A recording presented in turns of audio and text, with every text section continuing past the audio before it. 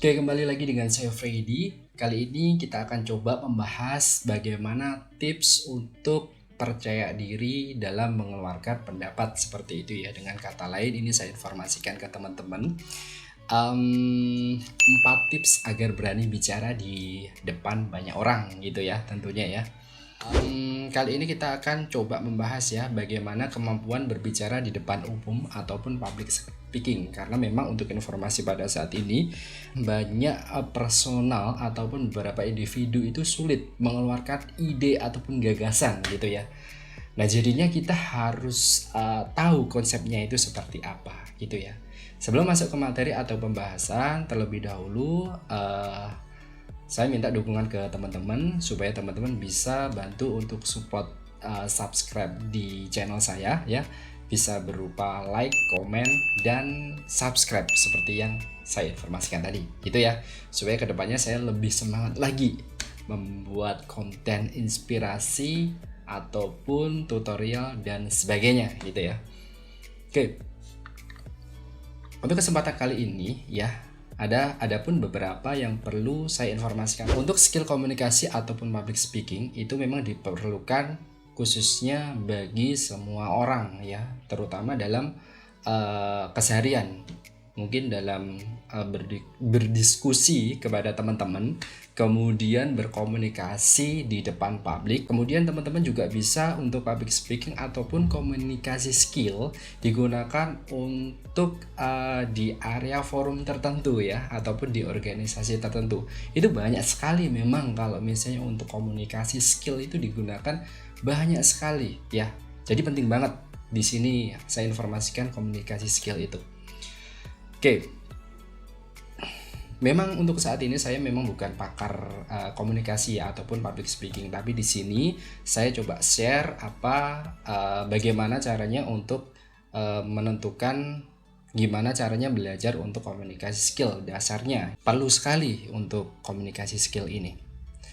Mungkin untuk informasi komunikasi skill ini bisa digunakan ketika teman-teman melamar kerja pada saat interview, kemudian bisa digunakan untuk forum meeting ya, berupa Zoom dan sebagainya. Bisa juga digunakan apabila teman-teman ada sambutan khusus di panggung gitu ya.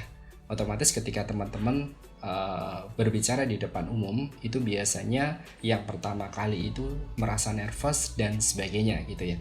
Itu juga saya alami pas pertama kali dulu ya, ketika saya mencoba untuk berkomunikasi di depan umum ataupun di publik. Saya merasakan hal-hal yang memang kurang pede gitu ya. Mungkin kurang pede itulah yang bisa menyebabkan kita itu jadi blank, kita itu jadi ragu mengeluarkan opini, ide ataupun gagasan. Sehingga untuk informasi, ketika teman-teman bingung di gagasan tersebut, otomatis teman-teman buntu, artinya tidak bisa mengeluarkan skill komunikasi. Jadi di sini teman-teman harusnya mempunyai sifat pede lah dulu gitu ya, supaya bisa mengeluarkan pembicaraan ataupun hal apapun itu ke dalam komunikasi seperti itu. Yang penting teman-teman menguasai materi di sini gitu. Oke, yang pertama kali tipsnya adalah biarkan pikiran rileks sebelum berbicara. Jadi teman-teman harus mempunyai rileks di sini ya. Artinya gini, kalau misalnya teman-teman berbicara di depan umum ataupun di depan publik, terlebih dahulu teman-teman harus mempunyai alur nafas yang bagus. Artinya gini, ketika teman-teman katakanlah berada di publik gitu ya, di panggung gitu ya. Jadi teman-teman di sini harus mengolah dari dirinya sendiri. Maksudnya di sini gimana? Maksudnya seperti ini. Ketika teman-teman berada di panggung, teman-teman harus bisa mengkontrol dirinya sendiri ya. Jadi jangan biarkan gesturnya itu berubah-ubah secara tidak langsung. Itu ini ya, teman-teman nggak mempunyai sifat percaya diri, sehingga ketika teman-teman berada di panggung otomatis kurang pede, matanya bisa mengalihkan kontak ke audiens gitu, noleh sana noleh sini. Akibatnya apa? Yaitu tadi, akibatnya untuk informasi kacau, ide dalam gagasan itu ketika teman-teman berada di panggung hilang gitu ya. Jadi di sini untuk tipsnya itu sendiri ya, coba ketika teman-teman mempunyai tiba-tiba blank ataupun ragu dalam berkomunikasi, teman-teman coba tarik nafas dalam-dalamnya kemudian dikeluarkan. Hal itu juga bisa mengurangi rasa kurang percaya diri atau nervous gitu ya. Jadi biarkan dirinya teman-teman itu rileks jenak gitu ya untuk tips yang pertama. Jadi ketika teman-teman sudah menguasai hal tersebut, otomatis apa yang teman-teman keluarkan itu bisa menjadi hal yang tegas gitu, sehingga untuk informasi dari kata-kata teman-teman itu bisa merasuk di audiens, bisa dipahami gitu. Oke, itu yang tips pertama ya teman-teman ya. Kemudian untuk tips yang kedua yaitu jangan menghindari kontak mata dengan audiens. Itu juga yang saya jelaskan di awal tadi ya, juga saya sampaikan ke teman-teman gitu ya. Ketika teman-teman menghindari kontak mata ke audiens ataupun melirik kiri ataupun kanan gitu ya, itu juga bisa mengurangi sifat mental kurang percaya diri. Karena apa? Ketika teman-teman katakanlah itu lihat atas, lihat bawah, kiri ataupun kanan, hilang sudah apa yang kita utarakan ke audiens. Contohnya ketika kita ya presentasi, katakanlah di di perkantoran ataupun di kemahasiswaan gitu ya. Pastinya ketika teman-teman fokusnya tidak ke audiens, otomatis itu bisa membuat keyakinan itu berkurang ataupun kurang percaya diri itu berkurang. Itu sangat fatal sekali kalau menurut saya gitu. Jadi inti dari sini teman-teman ketika berada di panggung coba dari sorotan matanya itu fokus ke audiens gitu ya, sehingga teman-teman ketika mengeluarkan kata-kata itu bisa dipahami oleh audiens gitu ya. Kalau misalnya teman-teman itu ragu dari hal itu ya, tipsnya teman-teman bisa melihat dahinya audiens ataupun melihat tatapan di hidung gitu ya. Kalau misalnya teman-teman menengok kanan kiri, otomatis terlihatlah gestur yang tidak percaya diri gitu. Itu tips yang kedua ya teman-teman ya. Jadi itu bisa dipelajari bagi teman-teman gitu. Kemudian untuk tips yang ketiga di sini jangan terburu-buru ya. Jadi teman-teman bisa menggunakan pembicaraan yang santai gitu ya. Santai seperti yang ada di pantai gitu. Jadi intinya di sini teman-teman ketika melakukan komunikasi public speaking, jadi teman-teman harus menguasai ritme dari komunikasi itu sendiri. Ketika teman-teman membahas tentang bagaimana tips untuk tips untuk memecahkan masalah ketika mengerjakan PR matematika. Katakanlah pembahasannya itu di salah satu seminar gitu ya.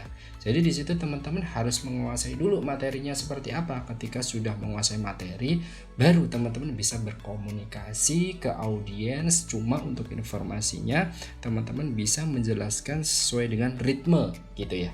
Kalau misalnya teman-teman di sini belum menguasai ritme, bisa untuk belajar terlebih dahulu dengan cara apa? Dengan cara menatap cermin, contohnya seperti itu. Itu hal dasarnya gitu ya teman-teman ya. Jadi tipsnya bicaranya itu pelan namun terarah, nggak terlalu pelan, nggak terlalu cepat. Jadi fokus pada audiens seperti itu. Tips yang keempat yaitu fokuslah pada tujuan. Arti di sini adalah berbicara dengan orang lain di dunia kerja gitu ya. Memang tidaklah mudah gitu ya, karena selain mengkomunikasikan pendapat dengan baik, pembicara juga harus bisa membuat audiens percaya terhadap apa yang disampaikan. Tetapi bukan berarti memaksa ya. Nah, di sini saya sampaikan yaitu contoh apabila di dunia kerja gitu ya. Jadi kalau misalnya di dunia kerja kita harus fokus pada tujuan gitu. Tujuannya itu sih apa sih? Kita itu berkomunikasi skill dalam bermateri, katakanlah materi ini A gitu. Tujuan dari A itu apa sih gitu. Jadi intinya apa sih gitu. Jadi itu bisa membuat inti dari apa yang kita bicarakan gitu. Itu contoh dari korporasi ataupun perusahaan gitu. Kalau misalnya kita ambil di sini dalam contoh presentasi di dunia kuliah, katakanlah seperti itu, ataupun di mahasiswa gitu ya. Ketika kita membawa presentasi katakanlah ilmiah ya, atau ilmiah ataupun mungkin sampel sederhananya itu kewirausahaan. Bagaimana caranya menumbuhkan bagaimana cara menumbuhkan ekonomi di era pandemi, katakanlah seperti itu. Itu tipsnya bagaimana sih? Nah, itu ada stepnya. Tujuannya itu apa? Cara meningkatkannya itu seperti apa? Nah, itu dasarnya kita harus menguasai. Jadi tidak semata-mata kita hanya berbicara ini itu tanpa ada tujuan fokus yang jelas. Gitu ya. Jadi intinya dari apa yang saya bicarakan di tips yang keempat ini, teman-teman harus tahu ya fokusnya itu seperti apa. Semoga ini bisa berguna ya bagi teman-teman, supaya teman-teman bisa belajar ini ya, komunikasi skill ataupun public speaking gitu. Saya kembali lagi saya informasikan, saya bukan pakar dari komunikasi, tapi di sini saya mencoba untuk sharing bersama gimana cara tips berbicara di depan umum. Semoga ini bisa menjadi pembelajaran bagi teman-teman semua, supaya bisa berkomunikasi skill yang sesuai harapan seperti itu ya. Jadi yang tadinya itu kurang percaya diri, semoga dengan konten ini teman-teman bisa untuk lebih percaya diri ketika berada di publik ataupun berkomunikasi di organisasi tertentu. Oke, sekian dari saya. Terima kasih, sampai jumpa. Jangan lupa subscribe, comment, and like. Oke, bye-bye.